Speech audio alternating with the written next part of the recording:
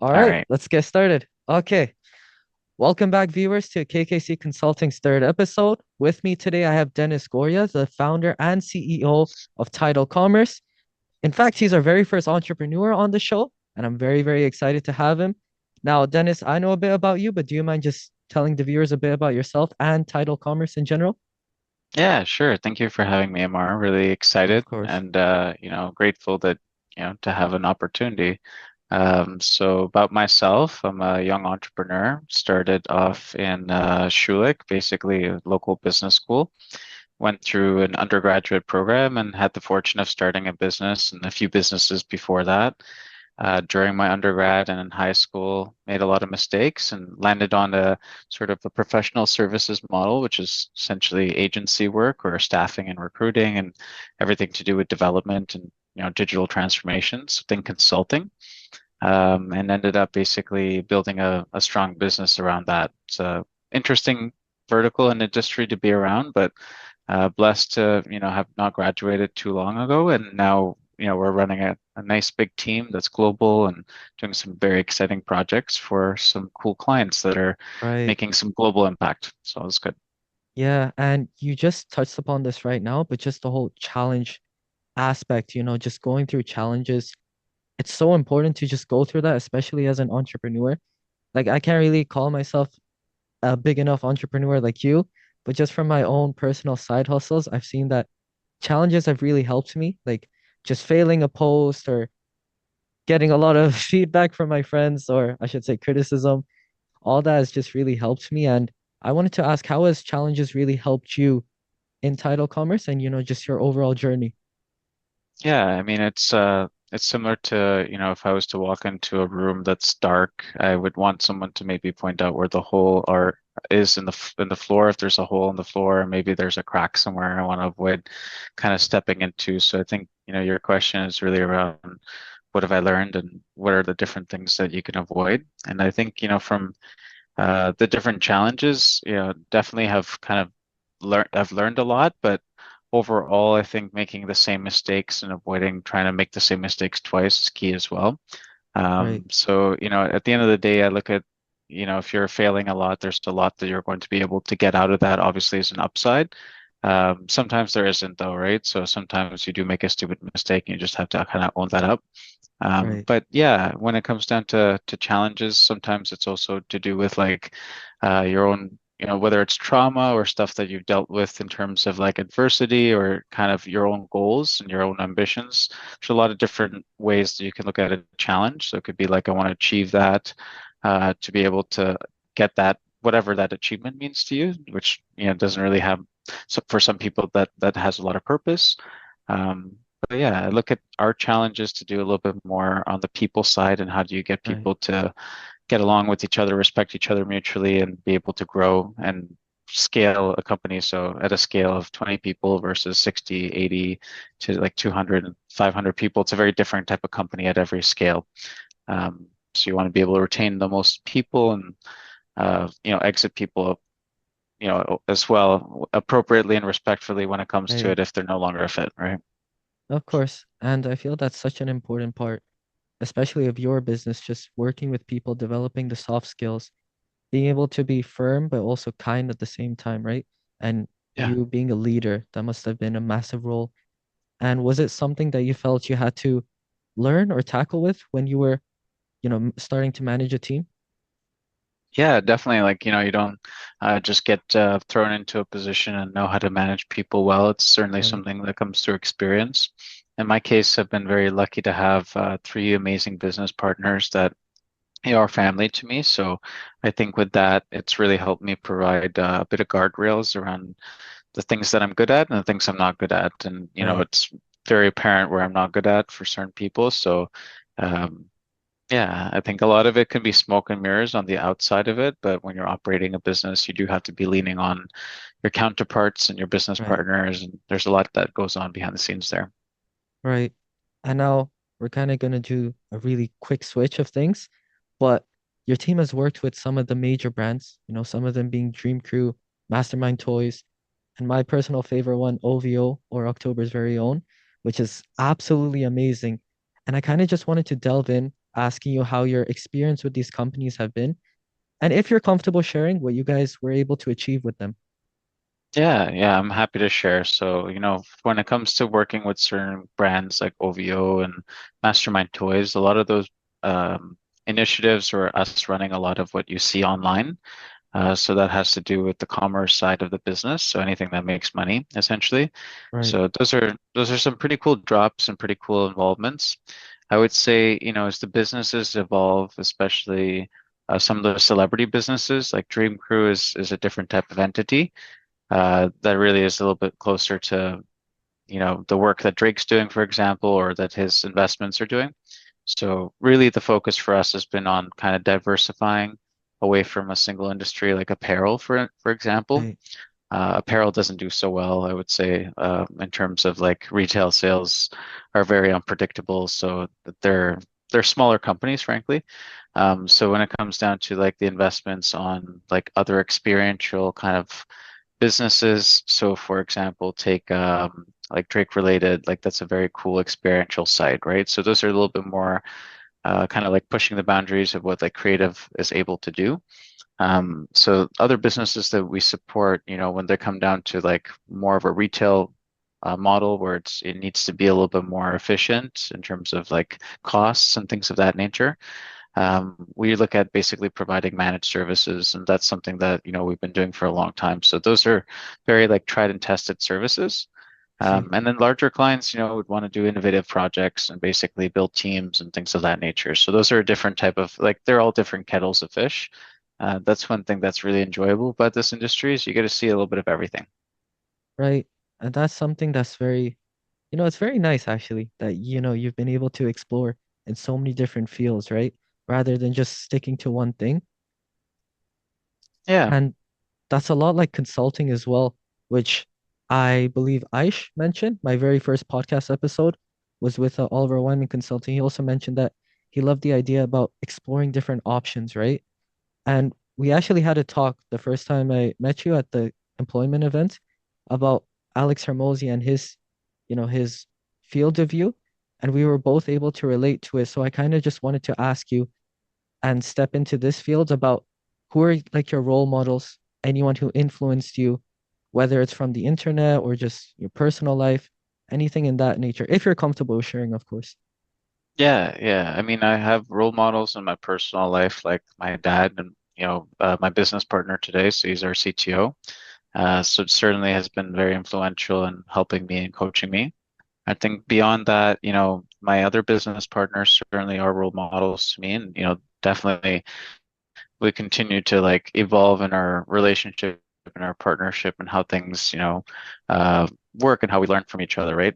Externally, non-traditionally, I would say like through learning through books. So people Right. who are no longer alive, like I think learning from the stories of like Rockefeller are pretty interesting just because of the scale of what he was dealing with. And then also from being an alive person, like there's certain academics and people who are like entrepreneurs, people like Vern Harnish, I think are very interesting. And they've taken like a lot of time to consolidate and synthesize a lot of the information that like these, really successful founders are using.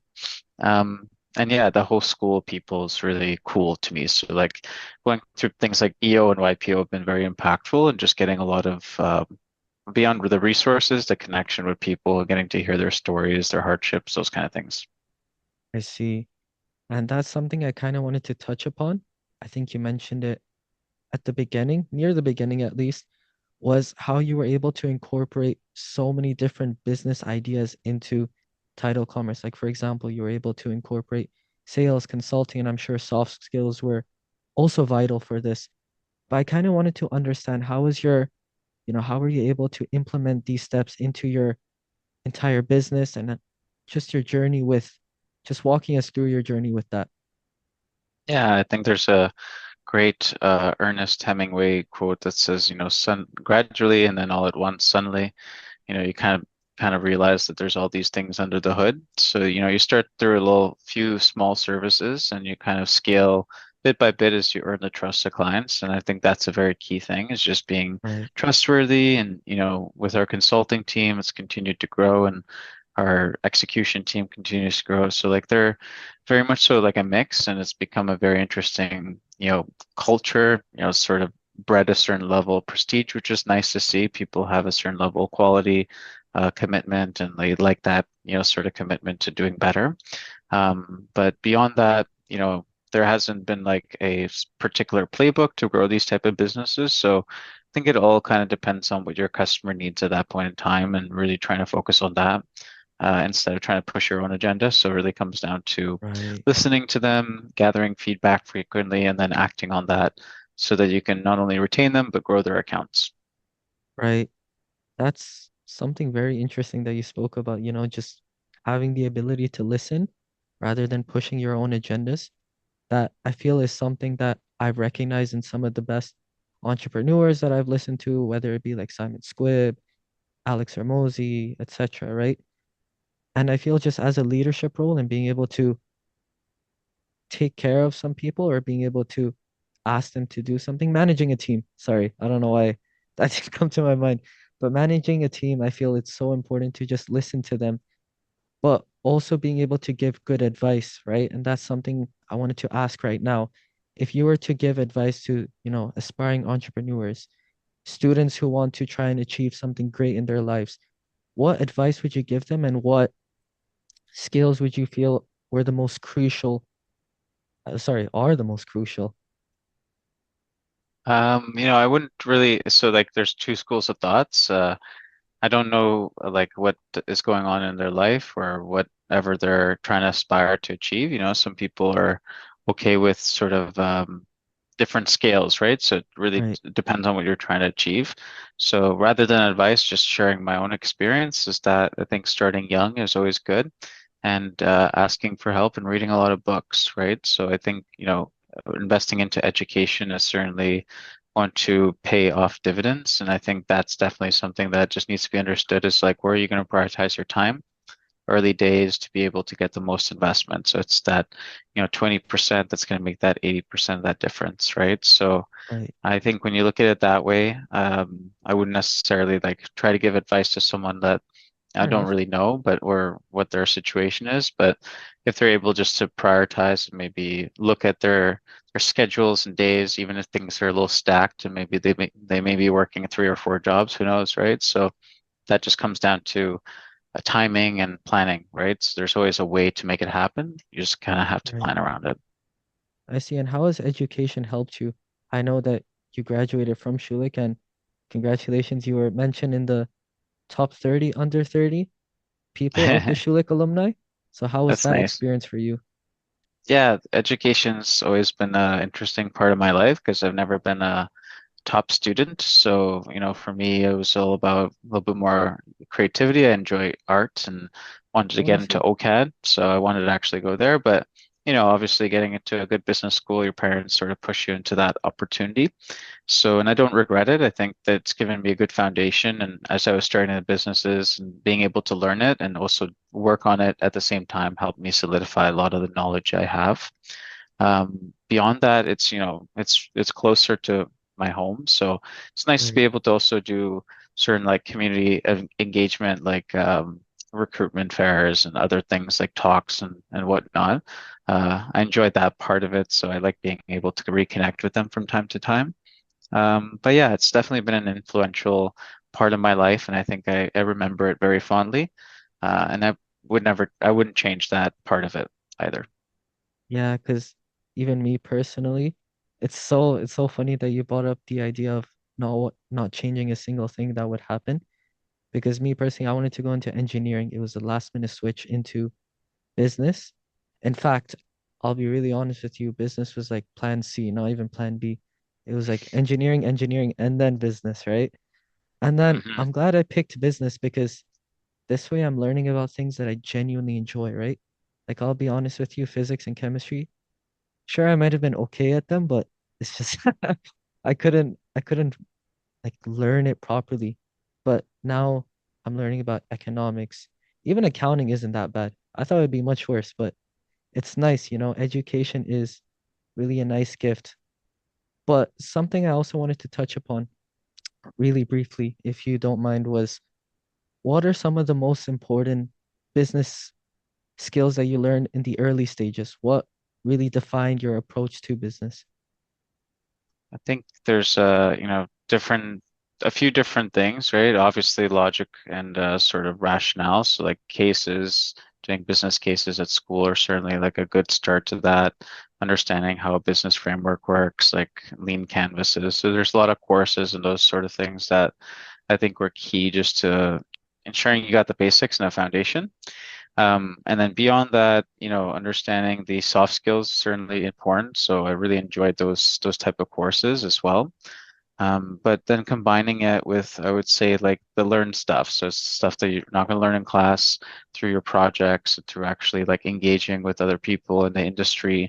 And sometimes those learnings come down to, maybe insights and different ideas, or they inspire you to take like a different specialization or perhaps different course. So yeah, there's kind of a bucket of things there, but holistically, I would say, overall, when you're a student, it's a little bit about listening and it's about trying to make sense of the information that's coming to you. So there's a lot of time to reflect, a lot of time to absorb. So that all in all, I think are two important skills to be able to at least succeed in that environment. Otherwise, it goes to waste, right? Right. That's very nice. And using this business knowledge, how has that helped you with Tidal Commerce? Yeah, I think it's just made me more curious as a person. So, at some point you sort of plateau of what you're able to provide to a company because you don't have enough knowledge beyond that. And business school is great, but it only gives you the foundations and the tools to be able to understand certain things and maybe you take it further. But when you need to be able to think at a higher level and maybe at a totally different, stage of, that business and when you're trying to scale it maybe 10, 20x, that's a different type of learning that you want to embark on and scout out. So, that need to be curious or that thirst to be curious certainly has helped me. And that I think that was certainly kind of generated through going to school, staying in school. Maybe I didn't do the best, but definitely had some enjoyment through that process and kind of the collaboration that came through different projects and whatnot. So that part in itself kind of, set me up for wanting that in the future as well. And I continue to do that. I think it's a really important thing to keep up. Right. That's wonderful. Where do you see in the future? Where do you see Tidal Commerce going? So, we have a lot of companies actually. So Tidal is one of four. And I think, as we look at it as a kind of a full service consultancy and the companies continue to scale very fast, we look at ourselves to be like, sort of a mix between Accenture and McKinsey. And I would love us to sort of get to that same scale. And I don't see any reason why not. We're dealing with the same type of clients. We can establish our own relationships and therefore continue to be a challenger to these type of traditional global solution implementers and strategy firms. So from my viewpoint, would love us to be running some of the most mission critical IT infrastructure as well as commercial systems in the world, truly kind of responsible for like a lot of the economy and things that are like very mission Right. critical. So those type of systems are exciting, I think, to the type of people that we attract to the team.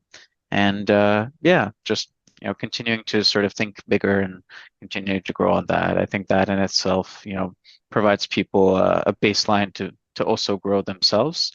um, I'm not one to like celebrate a lot of the wins. So I think for me, it's not about the destination. It's really a bit more of the kind of the journey side of it, which I enjoy. But of course, those achievements sort of do kind of scratch a bit of an itch, but it's less Right. materialistic than that, I would say. So yeah. Right. There's this one quote I actually heard from.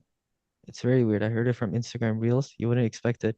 But essentially it was it's not about the destination, nor is it about the journey, but it's about who you become through the journey itself. And that kind of resonated with me because I don't know, I feel that it's such a crucial quote in understanding that you shouldn't be worried about how long the journey is or how far away the destination is, but just the skills that you learn on the journey and what you actually do with your time, right? Yeah, that's very true. And the people you spend your time on that journey with, I think is also a big consideration. Definitely want to be able to make the most time of that and to be able Right. just find different ways of giving back and whatever makes most sense to you. It doesn't need to be charity necessarily. Right, right. And yeah, I think we've talked about everything that's, very vital on the show. And thank you very much for, coming on the show, sharing your advice. I hope the viewers listened a lot. And I It's my apologize pleasure. if I was a bit anxious or, stuttering a little bit. But All good. thank you so much for everything that you've, you know, taught us. And I hope the viewers will, truly enjoy this podcast. Yeah, it's my pleasure, Amar. Thank you very much for having me. I hope that people, have some little nuggets that they can take away and, definitely Right. encourage anyone to reach out if they want to learn some more. I'm more than happy to share and help.